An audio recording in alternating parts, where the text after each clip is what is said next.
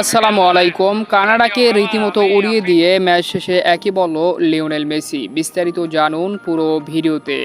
দর্শক, আজ সকালে কোপা আমেরিকার সেমিফাইনালের দুর্দান্ত ম্যাচে কানাডার বিপক্ষে মুখোমুখি হয় আর্জেন্টিনা। আর সে ম্যাচে 2-0 গোলের ব্যবধানে কানাডাকে উড়িয়ে দিয়েছে আর্জেন্টিনা এবং টানা দ্বিতীয়বারের মতো কোপা আমেরিকার ফাইনাল নিশ্চিত করেছে টিম আর্জেন্টিনা। তো অভিনন্দন আর্জেন্টিনাকে। ম্যাচের 22তম মিনিটে আলভারেজের অসাধারণ গোলের লিডে এগিয়ে যায় আর্জেন্টিনা।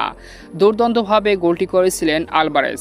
মাঝ থেকে রদ্রিগো ডি পলের লং বল দারুণভাবে ডিপ বক্সে ডিফেন্ডার ও গোলকিপারকে বোকা বানিয়ে গোল করেন আলভারেজ এবং সেই গোল নিয়ে অর্ধাংশ পার করে আর্জেন্টিনা। দ্বিতীয় অর্ধের 51তম মিনিটে আসরে প্রথম গোলের দেখা পান Argentine captain Lionel Messi. Enzo ফার্নান্দেসের অ্যাসিস্ট থেকে দুর্দান্তভাবে লিওনেল মেসির গোলে 2-0-তে এগিয়ে যায় আর্জেন্টিনা। এরপর আর আর্জেন্টিনাকে পিছনে ফিরতে হয়নি। শেষ পর্যন্ত 2-0 গোলের ব্যবধানে কানাডাকে হারিয়ে ফাইনাল নিশ্চিত করে আর্জেন্টিনা। ম্যাচ শেষে ম্যান অব দ্য ম্যাচ বিজয়ী আর্জেন্টাইন কাপ্তান লিওনেল মেসি বলেন, টুর্নামেন্টটি খুবই কঠিন ছিল।